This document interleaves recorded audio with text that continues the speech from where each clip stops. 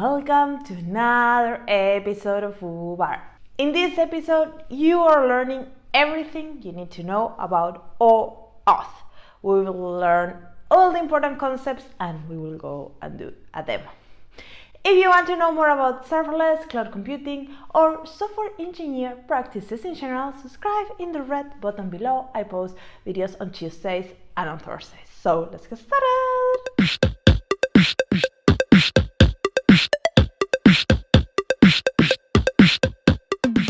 Hello and welcome to a new episode in this series. Today we have an amazing guest, Sebastian Storkman.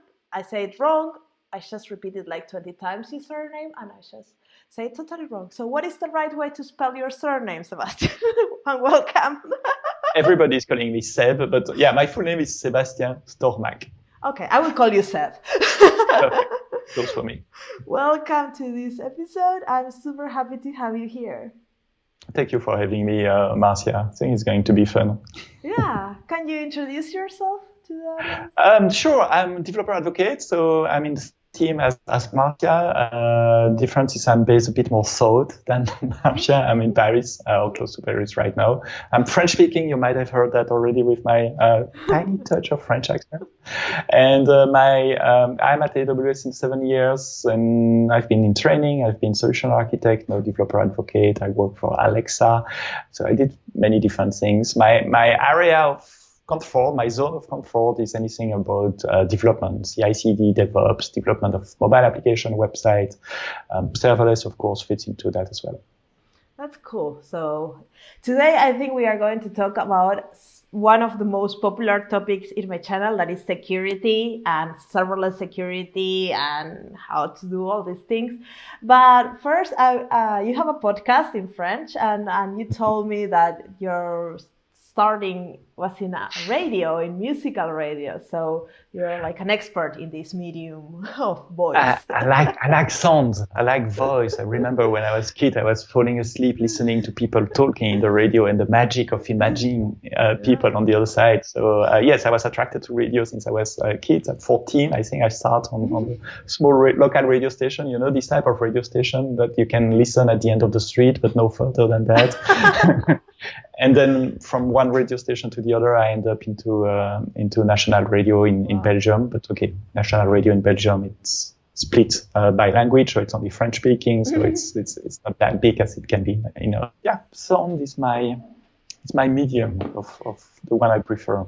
Yeah, and now to cover that gap in your life, you have the podcast in AWS French. So, and I'm even paid to do that, so that's the best of both worlds. Yeah, I don't know how much music you put in that podcast.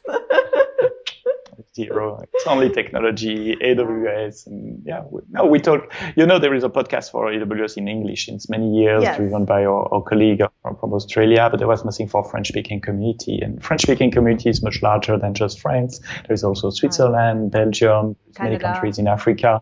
Canada, Quebec. So I'm trying to reach out to all these AWS customer or wannabe customers, prospects. So if you're a French speaker or learning French, I will leave the link in the description box so you can have something interesting to listen instead of the hello word to learn French. It's always nicer to learn something else than the basic thing. So let's start with our main topic of the day. Demystifying OAuth, and it's such a hard word for me to pronounce OAuth. I don't know. It's too many vowels together. But I think it's good to start from beginning about the difference of some concepts that are quite confusing. What is identification? What is authentication? What is authorization? So maybe you can start giving us some vocabulary so we know what it is. Yeah, we are talking about three different things here, and OAuth for me also is difficult to pronounce, so I'll try as much as we can during this episode. But OAuth is kind of pervasive right now. It's the way to secure your access to APIs. So if you're developing website or mobile application, somehow you will be in front of a token and you are going to scratch your head. So developer thinking, how can I manage that? So I'll try to explain how it works. Actually, it's not that difficult. I hope I will make it easy to understand, but it might be a bit confusing, especially at start when you read documentation. It's not always clear what is identification, authentication, authorization. So identification is really to identify you as a person. And there are not so many ways to identify you as being Marcia, me as being Seb. Yeah. One good way is your DNA, a DNA test. It's a very efficient way. And usually it's reserved to some categories of authentication. It's for the police, maybe for government. Yeah. There are other ways. Before DNA, it was a birth certificate. That's kind of, okay, it has flaws. It's not perfect, but that's how you identify. You prove that you are you and only you. That's the identification. But then you might have multiple identities on top of who you are. You know, on Twitch, I'm Seb AWS. On Twitter, I'm Sebsto. On Gmail, I'm Sebastien.Stormac at gmail.com. Oops, I just gave my email address. Oops. Okay. I can't edit. No, that's totally okay. And so when I'm going to one of these systems, they are not going to ask me, who am I? They are going to ask me, which identity do you want me to authenticate to you? And on Twitter, it will be username, password, plus a one-time password authentication, for example. On some other systems, if I'm going to my Belgium government website, I authenticate with my electronic ID card. Yeah. I have a card reader. Maybe you have that also for social security. So that's authentication. Authentication is to verify a claim that says it's you, but we don't really need to know, except for government, that it's really you. Twitter just wants to know I'm Sebsto. Yeah. They don't need to know I'm Sebastien Stormac living in Paris. And that's why it's so important to keep track of those passwords and those physical security items, because they can prove to someone else that it's you, but it's not you. So if somebody steals your password for Twitter, they can start posting at Seb, and then everybody will say, hey, what is Seb doing? I had that discussion exactly this morning, especially that I'm going through a website that allows to post on LinkedIn, Twitter, and multiple accounts. So that website is super secure. And that's why I'm using long password, like 16, 20 characters in my password, randomly generated, unique for each website. I'm using, of course, the password manager to remember that, otherwise my limited memory cannot deal with that. Nobody. And always use two-factor authentication. So most of the serious websites today are enabling multi-factor authentication. So use an app again, like 1Password, like and that's why your government asks you to have the card so you can have a physical item and also maybe a password, and then you need these kind of two things to prove that you are you. Yeah, that's usually we say something that you have and something that you know. Exactly. Something that you know is a password. Something that you have is the ID card plus the PIN code of the ID card. Exactly. But that's the basic of authentication. So once again, identification is really proof it's me, and there is only one me. Yeah. And authentication is to verify one set of credentials. So I will claim one specific identity for a period of time, Sebsto on Twitter. And I hope to get some Twitter followers after this video. That's why I will put the link in the description. I'm joking. I'm just taking that example, but you should follow Seth. So that's really claiming a specific identity for a period of time with a set of credentials that might be different regarding who is trying to authenticate me. So that's identification versus authentication.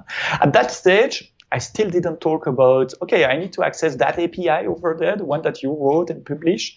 And what are you going to do as an API owner? Most of the time, you don't care that I'm Sebastian or Marcia or someone else trying to. You just want to verify that I'm authorized to do so. Exactly. So authorization is another piece of the puzzle. Is just to say, okay, I don't care who is exactly that person. I just want to verify that that person is entitled to, has the permission to access that authentication, that API. And to do that, most of the time you come with a token, like a pass, and we are going to go into the details about that. But let me take two analogies. Before that, most of the websites are not going to verify my username and password. They are going to propose me to log in with another identity provider, another server where I have already an authentication system in place on the internet. And the usual suspect there are the place where everybody has an account. It's Facebook, Google, it's Google, it's Twitter. Amazon, it's Twitter, it's Amazon, with Amazon, yes. millions of valid customer accounts with valid email address and credit cards on record. So login with Amazon is a valid option as well. On some geeky website, I see GitHub. with GitHub, exactly. I'm using that one quite a lot. I like depending on what is your, like the website, as you say, like Twitter and GitHub are great for geeky websites because most of the developers have a Twitter account and a GitHub account. And a GitHub account. And this is what we call identity federation. So basically, instead of granting you access to my website, I say, go authenticate over there, do your authentication there the way they want. I don't want to know if they're asking for your fingerprint, face ID, eye recognition, I don't care. But they will give you a token and come back with the token to me that proves that you have been authenticated by that third party that I trust. And trust is the key word here. You trust the authentication that has been there. Let me take an analogy in real life, because, nothing that we invent in IT is coming out of the blue. It has real life example. If I want to take a plane, okay, I know it's a bit science fiction these days, but let's imagine I want to take a plane, and the airline company is going to identify me. They want to know it's me and nobody else for security reason. But they are not going to take a blood test at the gate. It will be very creepy. Yeah. Quite inconvenient, actually. So what they are doing identity federation as well. They say, come to us with a token that has been delivered by a third party that we trust. And what is the third party that they trust? It's my government. My government really identify me with my birth certificate and everything. They know it's me. And they gave me a token. You know what is the token? We talk about that. It's my ID card or my passport. Exactly. That token is the proof of authentication. It has been signed by the third party, the government. It has my name on it, so it carries on and a picture, my identity, a picture. And the airline company, I will just give it my passport. They are going to check the passport to see if it is valid and things like that. So the token expire in time. It's not it has just like a IT token. Yes. And if the token seems valid and legitimate, signed, then they will authenticate me. So that's identity federation. That's a really great example. I will steal it for the future because I like that. Feel free. And that's why it's so hard to get a passport. If you have to take your first passport, I don't know how it's in your country, but in some countries you have to take your birth certificate. You need to have a proof that you have not been in prison or you have a good conduct, or you have to take so many papers because it's such an important thing that it will open a lot of doors. If you have a passport, you can go and come. And there are a few areas in Paris where you can just, with a few €100, you can get a passport. But I live in Finland. Passport. We are one of the honest places in the world. That doesn't happen. But a real passport, yes, it's hard to get. And if you lose it, you need to provide tons of documents to get a replacement. And it's normal and it's good. It's to protect us. And exactly. I want them to keep that complicated. So my first message here is never implement an identity store for your application. So if you have an application, web or mobile, that requires user to authenticate, so have a username password to get access to your service, don't create your own MySQL user database with 2 columns, username and password, and start to store username and password there, because it will go bad at some point. The question is not if it will happen, it's when it will happen. It's super hard to secure. You need to encrypt the password. You need to about assault to do that correctly, to avoid dictionary attack. And that database will become a high target for the hackers, because if they extract that database from you, that little website, which is not super secure, most people are using the same password everywhere. They are not using unique password like I described before. So if I have my email address and a password, then I can probably go to Gmail, Hotmail, or others and get to your mail and then really start to have problems. Exactly. So there is no reason today, 21st century, to develop an identity store. Let the people that know how to do that securely to do it. in my life, I have implemented 4 different authentication systems in different companies, and I think they moved me from one place to another because I have the experience to build. So, and I can tell you, they are exactly the same. It doesn't make sense to spend 6 months of developer time doing that. Even if you can make it secure and reliable, just get it from somewhere else. Yeah. It's a piece of something that is exactly the same everywhere. That's a good point too. So I was just focusing on the security aspect. So imagine that you hire the best security expert and you can secure that. It will not happen, but okay. Let's talk about science fiction. Then you need to maintain that, so to make it run 24/7, because if it fails, then nobody can use your application. Bottleneck of all your services. So it's a very important piece of thing that you need to manage. It has to be scalable. What if you have millions of users in 3 months? I wish it happened to you, but your MySQL table with username and password will not scale to millions of users.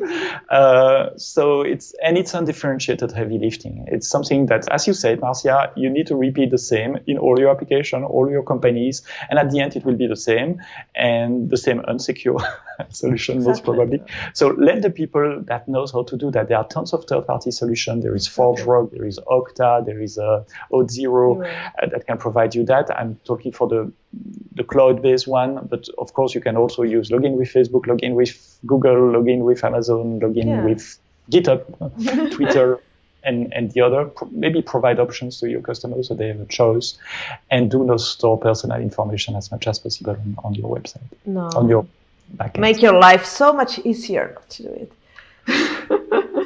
So maybe now we can move a little bit to the technicalities of not storing or keeping your own user database with passwords and all this private. So what is the main technology behind not doing this? What we should learn to get started?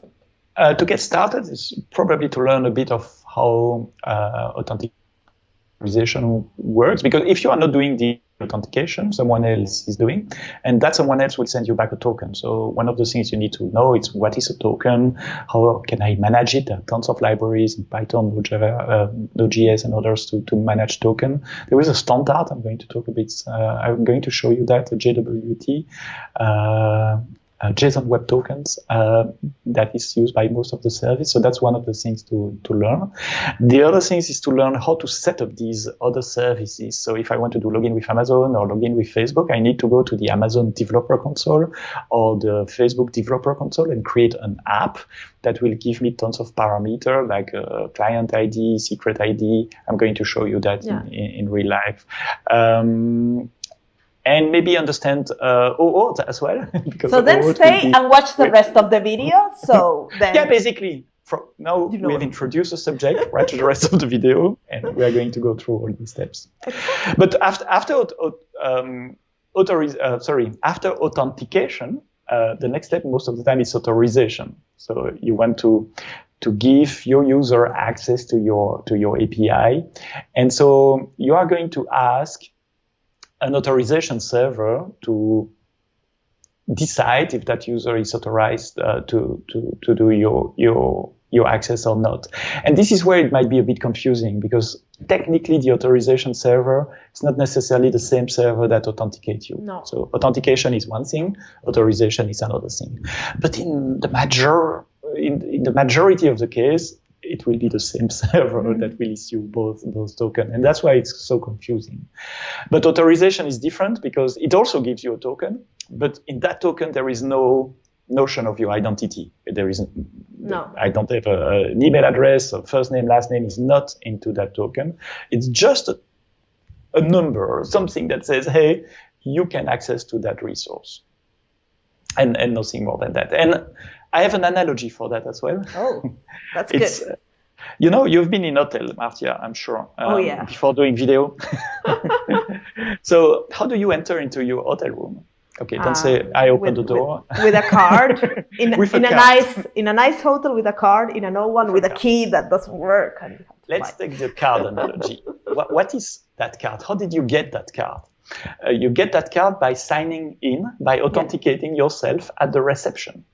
And by the way, they are not going to identify you. They are just going to authorize you. So they are using identity federation themselves because they are going to ask you your passport. Or your ID card. And they are going to verify if you pay the room. So if you're authorized to access a resource, protected resource here is the hotel room. And if you are authorized, they are to give you a token.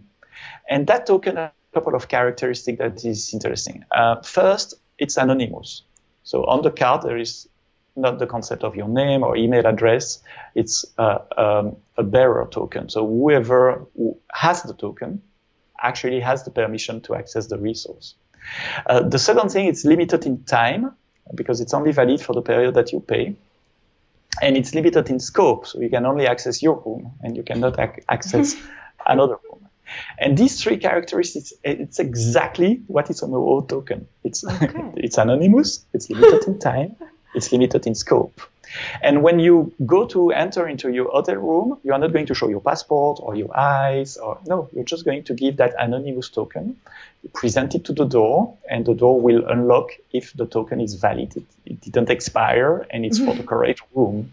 And that's exactly how OAuth works. You go to one server, the hotel reception, you authenticate yourself, they give you a token, an authorization token, and then when you want to access resource, you just present the token. If it is the correct room, it will open the door. If it is not the correct room, like another API, it will not open the door and you cannot access. That's a great example. And when you understand that, then the rest is pretty much valid. So pretty much easy. What is OAuth then, to summarize everything that we just talked about? I don't have a formal definition, but OAuth is the protocol, the standard that allows me to protect my resource, typically an API or a website or a mobile application, by using a token that someone else will give me. Like Google will give me the token, or Facebook or Twitter will give me the token. So it's the protocol that allows my website to work with Google, Facebook, Twitter, and the others, and to receive a token in a format that I can understand. Exactly. It's a standardized way to do this type of things as well. So it's a very important thing that everybody is speaking the same language. So then you can use the federated access and everybody is happy. And there is another similar thing, at least around, that is OpenID. And what is OAuth, OpenID? It can be confusing. I don't know. Totally confusing. What is the difference and what is OpenID? So OpenID, I think, has been created after OAuth as an extension of OAuth. Bear with me if I'm not correct. I didn't check the entire history of this protocol, but basically OpenID. The difference between OpenID and OAuth is it's the token itself. The token that you receive in an OpenID Connect scenario contains part of your identity. So typically, you find your email address inside the token. Okay. So if you look what's inside the token, it's first name, last name, or full name, something like that, and email address, something that says it's you. While OAuth token, it's like my hotel card. It's totally anonymous. There is no data that says it's me, just an ID, which is opaque for most applications. And to be super confusing, most of the system I know are issuing you two tokens. So for example, when you authenticate with Google or with Facebook, they return you two tokens, an access token, which is anonymous, and an ID token, which contains your identity. And it's just a matter of using the right one, depending on what you want to do. If I want to know the email address of the user, I'm going to open the ID token because I know I will find something there. If I just want to use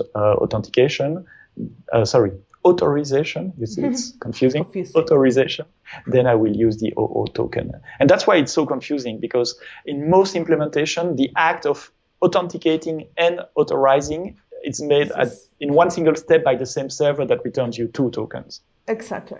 But logically, it's two separate things. Ideas, yes.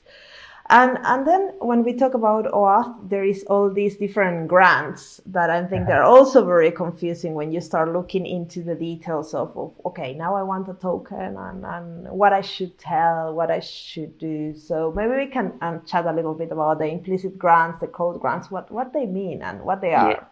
Yeah, the OAuth standard defines two flows to get the token. One is called the code grant, and the other is the implicit grant. I'm not sure. I think historically it was just the implicit grant, and then they add code grant for additional security. So let's start with implicit grant because it's quite easy to understand. I am the user. I'm going to your website, and you implement OAuth. And you have OAuth with an identity. So it's more than OAuth. Let's be correct. You want to authenticate me and authorize me. And of course, you're a good developer, so you don't implement your identity system yourself. So you redirect me, let's say, to Facebook. I will authenticate myself on Facebook, and Facebook has to give with you, the website, not me, the token, the result of my authentication. So on the web and even with mobile application, it plays with redirect. So the flow is like that. I, the user, connect to your website. On your website, I click the login with Facebook button. My browser is redirected to Facebook, so I land on the Facebook authentication page. I enter my Facebook username, Facebook password, click login. Facebook verifies that. If everything goes well, Facebook issues a token and redirect HTTP 300 something back to your website. And in the parameter of the URL, the URL redirection, you will find in the URL, one of the parameters is token equal, and then a base64 encoded string. So you, as a developer, you can just pass the URL. You take the token, and voila, you have the token associated to the user behind the chair or behind the keyboard. That's pretty easy. It's only one redirect. And you receive the token in the URL. But that's also the problem, is that you receive the token in the URL. It means I can see the user, I can see the token. It's not hidden from me. So I can do crazy stuff like that. Like I can post that on Facebook, on Twitter. And I should not, of course, because the token, even if it is limited in time, it's like a key. It's like the key card of my hotel room. I should not, it's secret. So there might be man in the middle that capture all my network traffic, I don't know, on my internet, my ISP provider. If you're in an airport or in a McDonald's or somewhere that is very public with not very secure Wi-Fi. It's amazing the amount of information we can get by just installing a Wi-Fi relay in a Starbucks. But okay, that's for another episode maybe. So that's implicit grant. It has that disadvantage that the token is visible to it's very simple, but it's very open. So what can we do to change that? What can we do to improve the security? And here I come with the second flow, which is code grant. And code grant is a bit more complicated, but more secure. So our recommendation is to use always code grant if possible right now and try to avoid implicit grant. So code grant, at the start, it's exactly the same. I'm going to your website. I click on the login with Facebook button. I'm redirected to Facebook. I'm entering my username and password on Facebook. But this time, Facebook does not generate a token. Facebook just generates a code, hence the name of the flow, code grant. It's easy. And the code is what? It's a number, like 1, 2, 3, 4, 5. And it redirects me to your website. So your website will receive a code. And the only thing as a user I can see is a code. And then your backend, the code logic on your side has to make an API call to Facebook saying, hey, Facebook, I just received that code. And of course, you need to say who you are. So you give you need to give the client ID and the client secret to prove that it's really you making that API call. But basically you say, hey, Facebook, I just received that code. Can you give me a token, the real token now? And Facebook will verify that code API call is legitimate, and if it is legitimate, it will give you, as a result of the API call on the backend, the OAuth token, maybe the OpenID token as well, returning the token. It means me, as a user looking at my browser, I will not see the OAuth token. No. It's something that happens on your side, on the backend. The token will never go on my network, on my Starbucks or McDonald's networks that we were talking about. Excellent. Because that interaction is between your server in the backend and the identity provider. So it's more secure. The token is not exposed to the user agent, to the browser. It's more difficult to debug. Do we have time for another We have anecdote? time. We have lots of time. Okay. I was working with Alexa. So Alexa, it's the personal assistant from Amazon, and Echo device that are device with Alexa enabled. And on Alexa, developers can create application for Alexa. We call that a skill. It's the exact same concept as an app for mobile. And some skills require user authentication and authorization. For example, the skills from Philips to control my light bulb. I want that skill to control my light bulb and not the light bulb of the neighbor. Or the skill from IKEA, for example, or any skill that control device in my house require what we call account linking. So to link my IKEA account or my Philips account with the Alexa account. And Alexa is using OAuth to do that. And debugging OAuth like that is super easy. When OAuth is not working for a developer trying to set up the flow, it's very difficult for them to say, hey, why Alexa did not accept the token? Maybe the second API call never happened, or maybe the server, the identity provider returned an invalid token or an invalid answer. And so to debug that, I end up proposing a method to developer to put a proxy in between their backend server. So remember, the backend server has to make a call to the identity server to say, hey, I have that code, Facebook, please give me a token for that. Exactly. And if you don't have access to that backend, you cannot debug that. So what I proposed to developer was to put a proxy. And instead of telling Alexa to call Facebook or IKEA or Philips, they call your proxy. And the proxy call the real API. And on the proxy, you can log everything and you can see the HTTP header. But that was quite a lot of infrastructure to debug the OAuth flow. I wrote a blog post about that. I can send you the link as well. Yes. So debugging code grant is hard if you don't have access to the backend. That's the cons. But in the pro, once again, the token is not exposed to the browser and to the client network. And token can be refreshed as well. Oh yeah. If you have a token, the backend. That's the next thing. Most of the time you receive three tokens. You receive an ID token, an access token, and a refresh token. And the refresh token, it's very easy. It's something, remember that your two other tokens are time limited. Okay, they are valid only for 1 month. So what if I'm coming back again to your website in 1 month and the token that you cache for me are expire? Yeah. Then you kick me out and I find your login screen again and I need to authenticate again. Maybe on your website it will be okay. On Alexa it would be terrible. What if every month I need to re-link my IKEA or Philips skills with my IKEA or Philips password every month? Otherwise, I cannot turn on and off my lights at home. That would be terrible. So what Alexa is doing and what most of the websites should do is to use a refresh token to say, okay, Sebastian is coming back.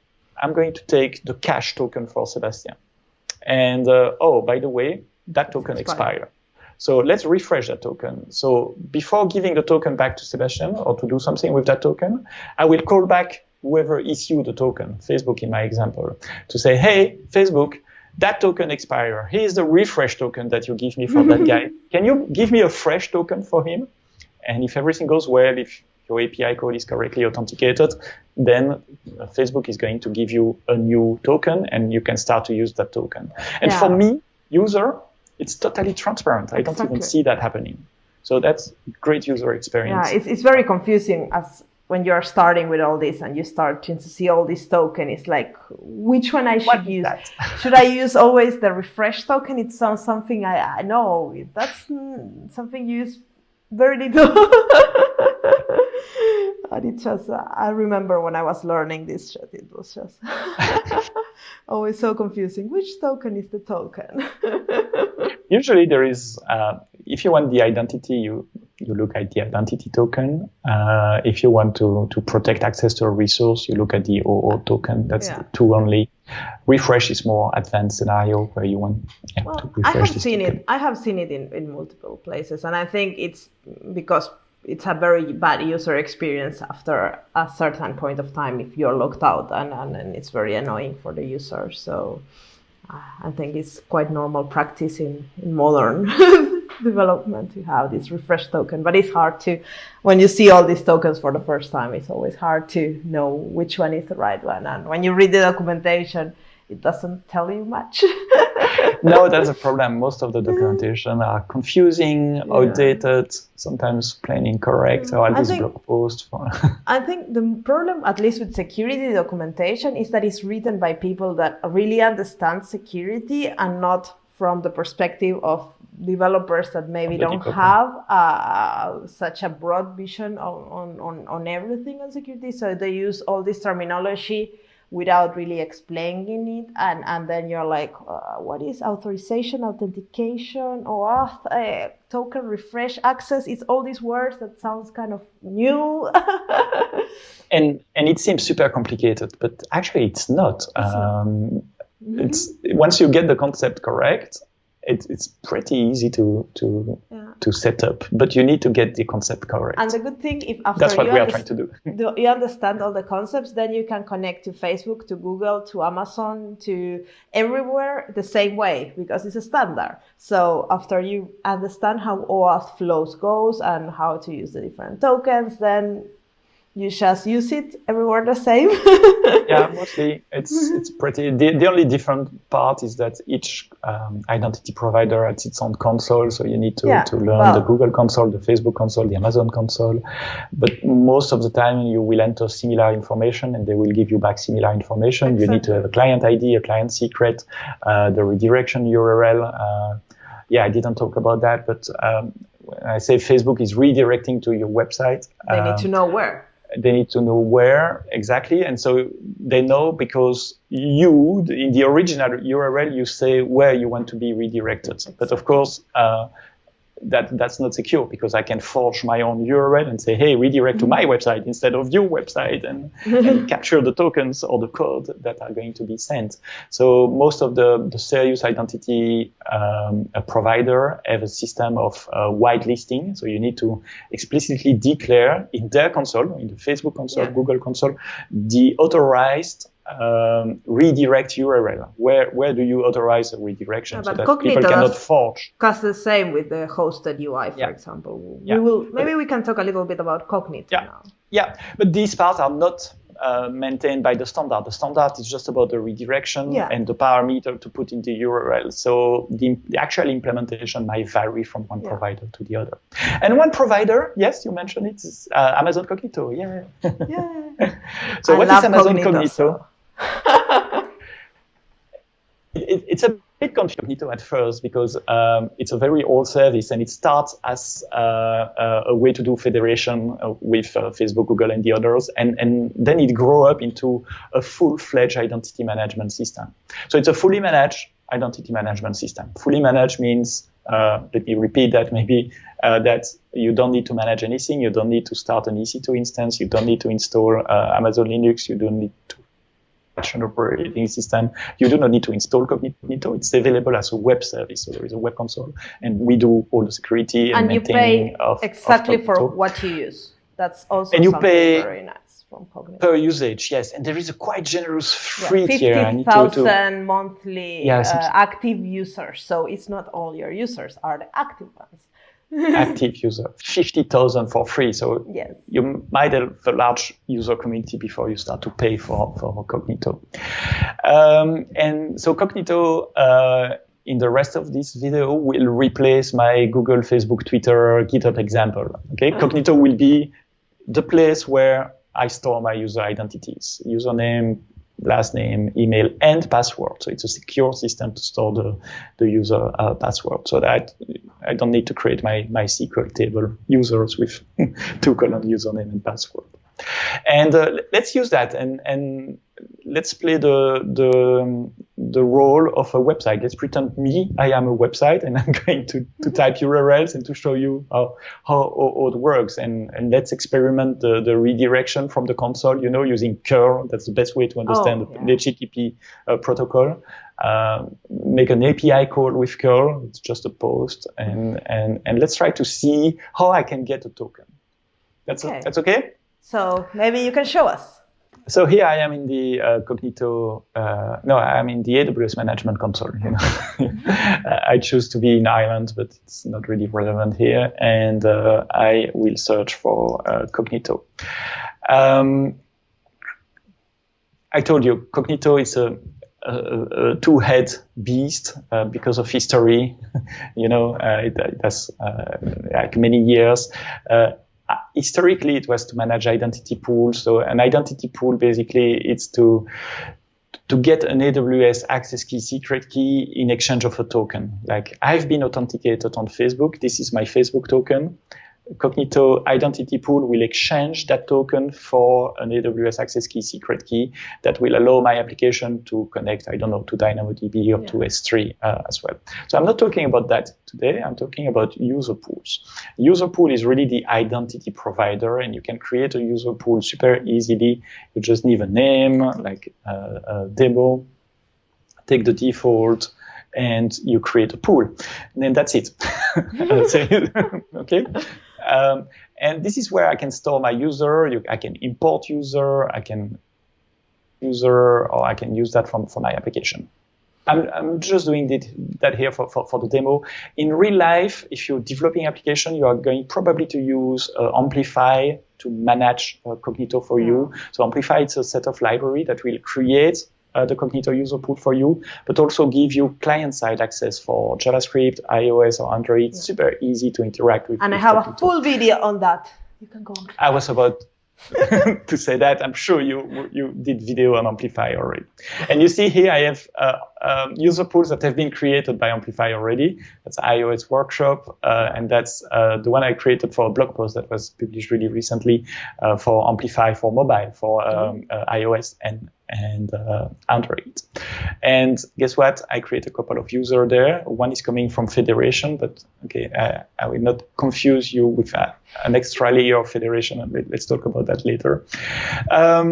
You can write application. Remember, I told you need to go to the identity provider developer console to create your apps, Google, Facebook. It's the same with Cognito. If you want to have a client app accessing to Cognito, you need to have a client app ID and a secret. Okay, this one has no secret. That's why I'm showing you this one. But you will see my secret key anyway later. I will delete them later. So here I have two apps. We are going to use this one because this one has a secret key. I don't think there is much more to say. Yes. You can, of course, interact with user pool by API. So we have flows for sign in, sign up, change password, forget password. You can have multi-factor authentication. It's here like SMS or token. I love all the things that comes in Cognito. For example, the email and phone verification that comes out of the box. That's one of my favorite features, because if you want to implement that, you need to add so much complexity. But from there, you just put that you want the email to get verified. And then every time a user is created, they receive an email with a code, and it's just as easy. Yeah, we as developer, we don't have to do anything. Nothing. And same for the phone number. The customer enter the phone, they will receive an SMS, and we don't need to pay for that. It's part of the Cognito price. And yeah that's super easy. That's super nice. And should I talk about that? Yeah, maybe let's talk briefly about that. Cognito can also do federated identity. So instead of having your user creating a Cognito username and password, you can also tell your user. So Cognito can be a client of a federation scenario. You can tell your user, go to authenticate to Facebook and then come back, and it will create the user there. So if you want to create this option, the identity federation will be between Cognito and all these that you have on the screen. So you don't to develop anything for that. You just need to create the app on Facebook, Google, and put the app ID and app secret in Cognito, and that's it.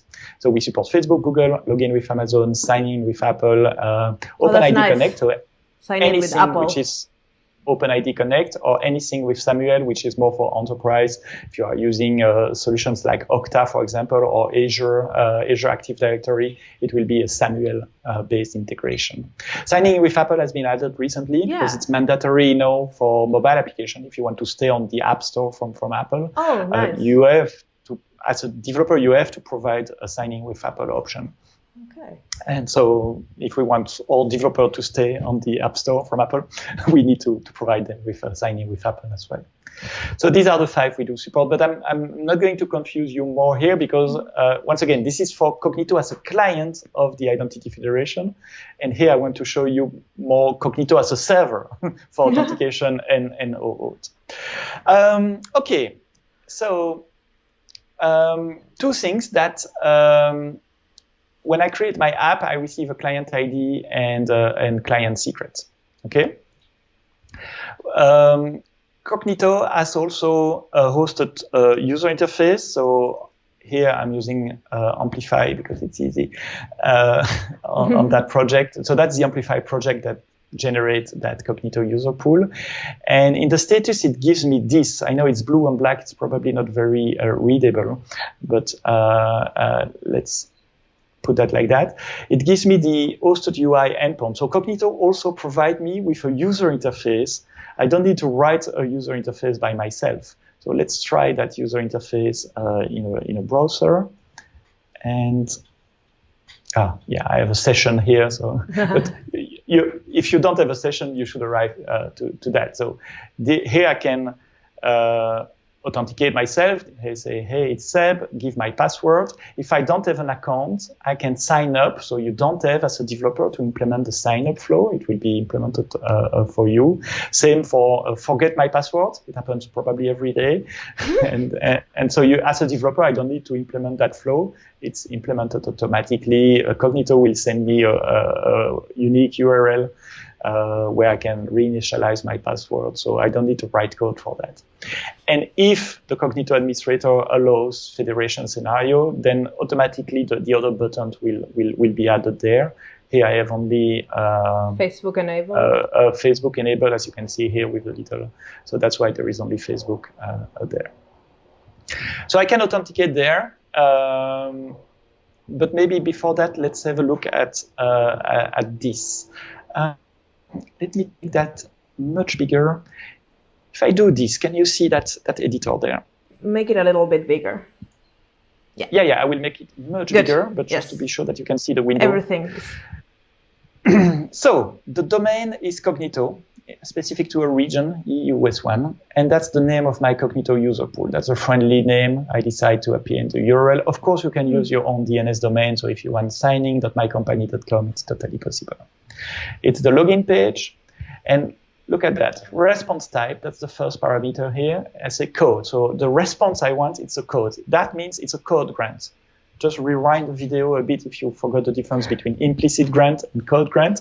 That's a code grant. So the answer from Cognito will be a code. Then for which client application? So I give the client ID. And where do I want to redirect for the code? So in a real life scenario for web, it will be HTTPS myapp.com or something. Here it was for a mobile application. So in mobile application, you can have custom URL scheme that will trigger my app to actually start on the mobile. So it's my app that will be restarted. Okay, that's the URL. So let's try to do that and see what will be the answer from Cognito. The only thing is I'm going to use a different client ID for different reasons. So I have a cheat sheet here with the client ID and client secret that I want to use. So I will explain exactly what I'm doing here. Here I'm positioning 1, 2, 3, 4, 5 environment variables. The app ID is taken from Cognito console. The app secret is taken from Cognito console. The URL where I want to log in is the one we show on the URL. And I'm preparing a basic authentication header. I don't know if you are familiar with HTTP basic authentication, but basic auth, basically it's a username, colon, a secret. So here it's the app ID, app secret, which is encoded as base64. So the result is something like that. Yes. There's basic, a space, and then the base64 encoding of my app ID and my app secret. I will use that a bit later. It's not right now, but let's prepare the URL I want for user authentication. And I'm doing that like this because it's easy for me. But once again, I will explain you the URL. So what I'm doing here, I'm generating a URL with the URL as an environment variable. And I'm going to the OAuth authorize endpoint, ask for response type of type code. Client ID is my environment variable client ID. State is a random constant number I generate that will be sent back. It's just to avoid a replay attack. So I'm giving a state. It's 1, 2, 3, 5. It can be anything there. And redirect ID, it's localhost because I want to capture that here on this machine. And then for OAuth, you can give a scope as well. Scope, it's just a name, but it's basically the list of things you want to get access to. Here I want to get access to sign-in user admin. I want to get access to email and OpenID profile. So basically, for Cognito, this is what will tell that I want an OpenID token in the response as well. And in that token, I want the email. For an API, if it is your application, you can create a scope. Scope is just a name, like my API 1, my API 2, my API 3. And the customer asking for requests, say, I want to get access to API 1. And it's on the server side, you decide if you grant access to the API 1 or not. Oh. So scope is just a name, don't be worried about that. And so I echo that, I paste into PB copy, that's a back specific things that paste to the clipboard immediately, so I can have that value there. So the result is that what's going to happen if we put that in a browser? What do you think, Marcia? That will happen if you put that in a browser. I hope we get something back, or it will redirect back to... No, we get the authentication screen, actually, because I'm not authenticated. So if I type that URL here, I arrive on my login screen. Should I sign up? Maybe I can sign up or just enter. Okay. I have one user that I created already. It's my Gmail address. There's a secret there. And it's a super secret password that I remember. And I sign in. What's going to happen when I will sign in? Well, I hope you get the token. No, because it's a code grant. Oh, so we are getting redirected. We are going to be redirected to localhost. Yes. And so we are going to be redirected to localhost because, how can I hide that? Because of this redirect URI, HTTP localhost. And I didn't ask for a token. I asked for a code. Oh. So I will just receive a code. Let's see. And of course, there is no server running on localhost, so I've unable to connect. But look, if I zoom my screen, you probably don't see the zoom. But let's take that in a text editor. And we can see what you got back. Oh, you got the code back. I've been redirected to localhost, as I asked. I receive a code, and I receive my state. I can verify if I was really doing that, I can verify, hey, is the state the same one? It's to avoid replay attack, so that's to give you back the state that you... So now you can, from your server, ask for the token. Exactly, and this is what I'm going to do. Let's pretend that I am a server. You can make a little exercise of imagination. I am a server. And I will enter that code there. And then once again, I will take my cheat sheet. So how am I going to ask? I'm going to call the API on Cognito to say, hey, it's me. So that API call has to be authenticated. And OAuth says that it's basic authentication. That's why I prepare a HTTP header with my basic authentication. I will call Cognito saying, hey, it's me. Thanks to this. Here's the code I receive for that guy. Can you please give me a token? And so Cognito will verify that the app ID and app secret is correct. It will verify that the code is indeed a code that it has issue, that the code didn't expire because it's limited in time, and that the code has not been played already. So if I ask a second time, I will get an error message. So let's make that API call, and it's pretty easy. I will use a curl to do that. Where is my curl? So my curl is here. Let's have a look at that curl. So it's a post. Content type, it's a form. Authorization, it's my authentication header. And the data is defined by the OAuth protocol. So grant type, it's authorization code. Once again, it's a reminder that I'm in a code grant. Client ID has to be repeated. Yeah. I have to give the code, and I have to give the redirect URI. Where do I want to receive the token? If everything goes well, I will be redirected to receive the token. And then notice that the URL, the Cognito URL, is different. The first one was OAuth2 authorization, and now it's OAuth2 token. So let's copy paste that in my terminal. And guess what? Here's a token. Okay, it's not very readable like that, but that's the answer that we receive from Cognito. So it's a base64 encoded. Yeah. You have the ID token, the access token. Let's have a look. So the best way to look at that is to put that in a text editor. Oh yeah, and parse it. Exactly. Tell the text editor that it's JSON and make a beautify edit. So here what we have. We have an ID token. Then we have an access token. Remember, this is what I said earlier. Most of the servers are returning you two different tokens. An ID, that's the OpenID Connect token. So this one has my identity. And there is an access token. And this one is totally anonymous. And then Cognito is nice. It gives me a refresh token as well. That will allow me to refresh my token when it expires.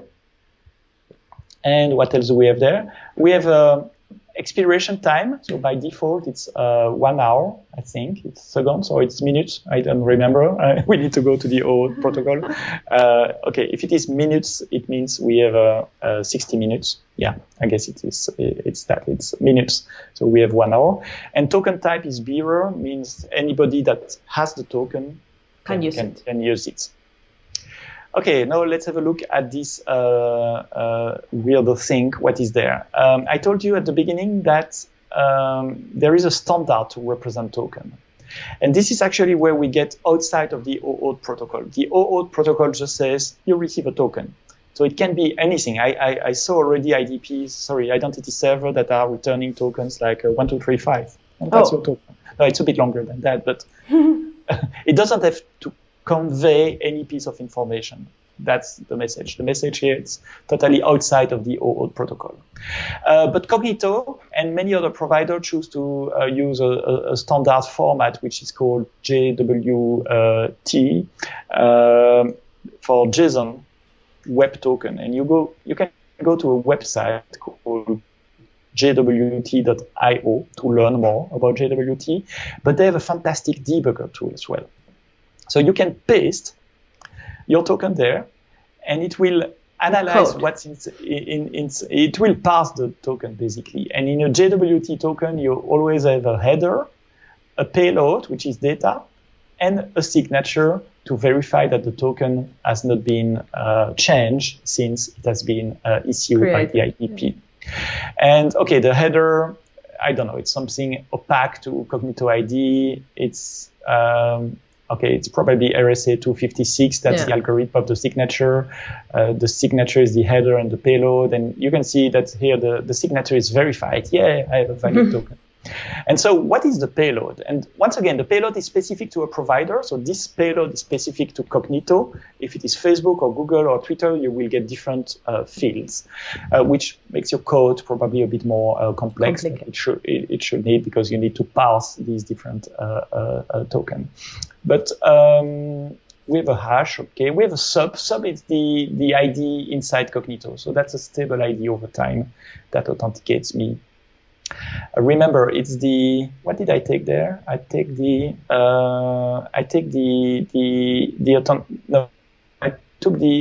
ID token.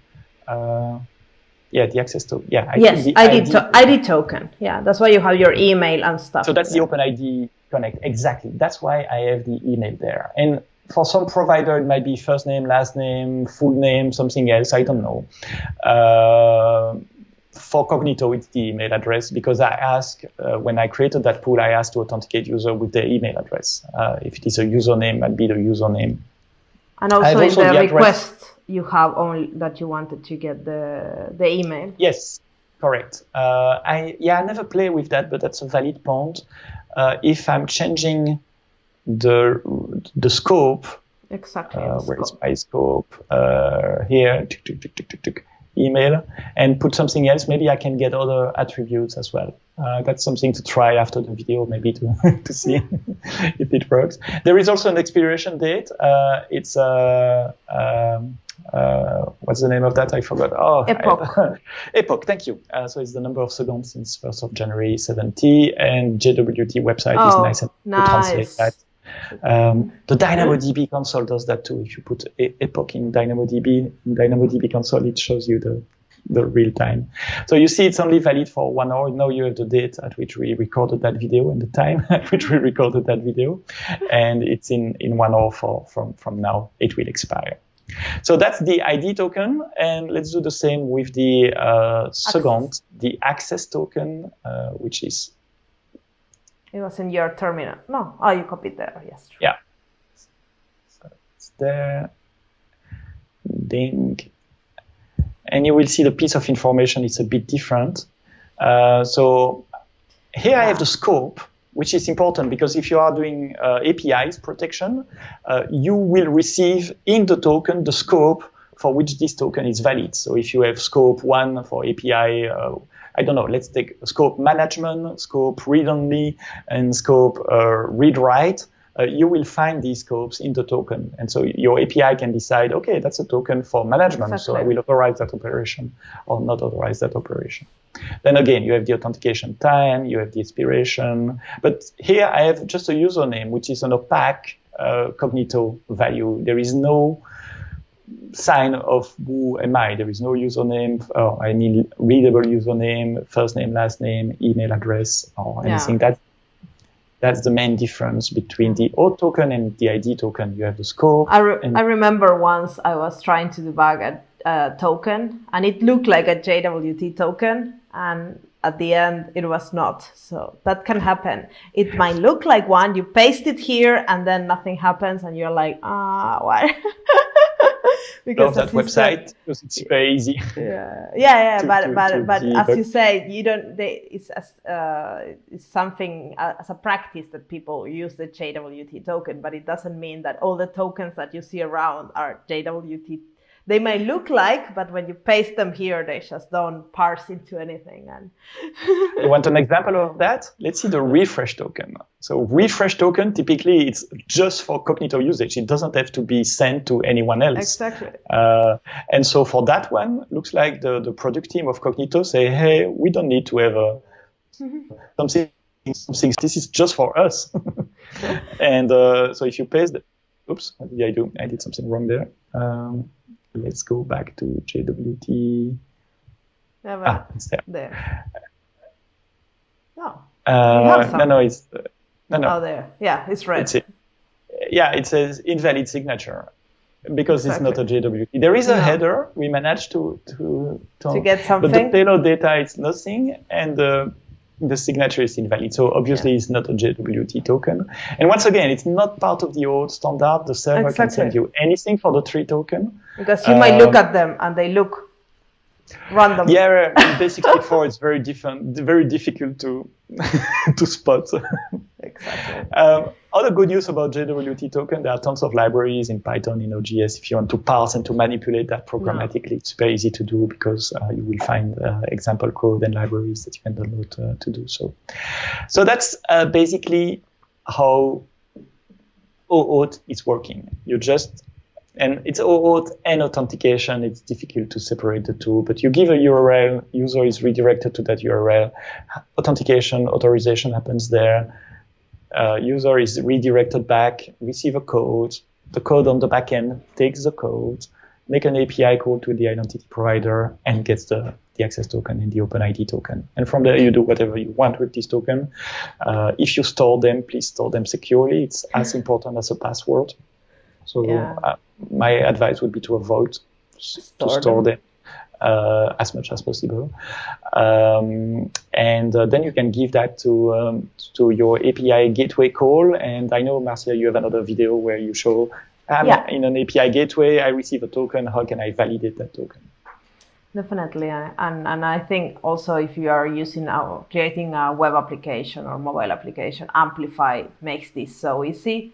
And if you already have created your Cognito user pool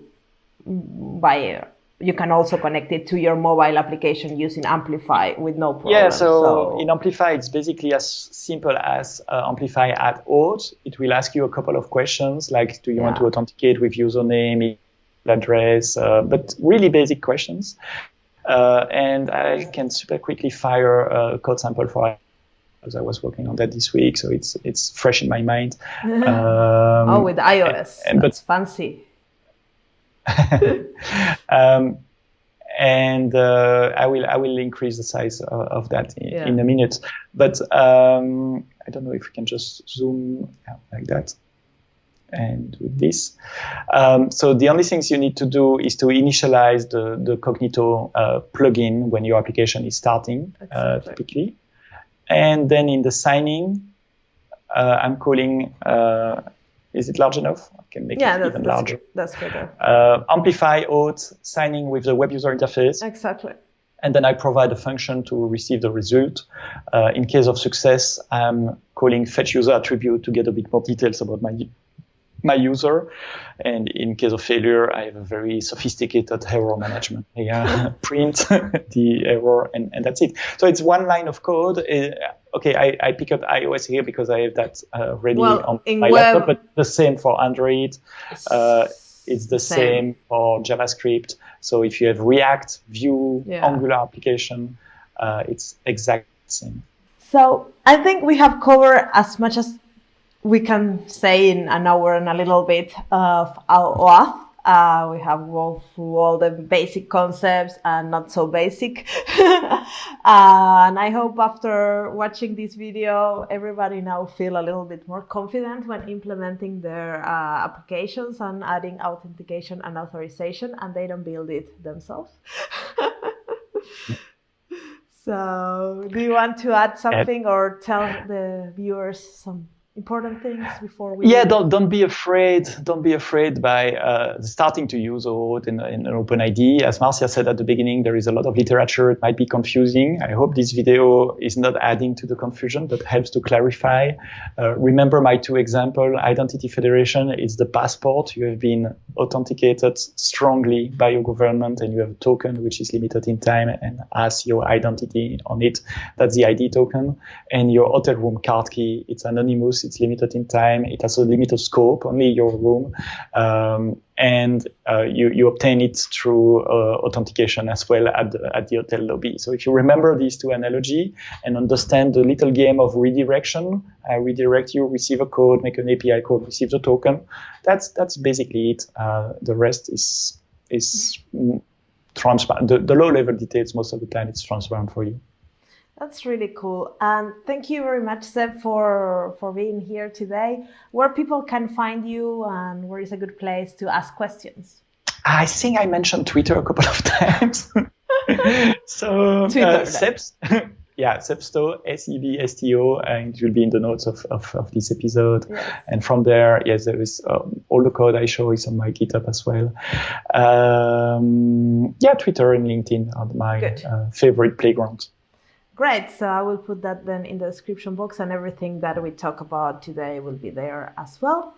Thank you very much for your time. And I think this was very clarifying I hope, for everybody looking for answers about OAuth. And now they know that they should not do it themselves. They should go and just implement this and not manage their own identity. Do not create your own server. I work with developer already in the page that say, we are going to create our own OAuth server. I say, what? Exactly.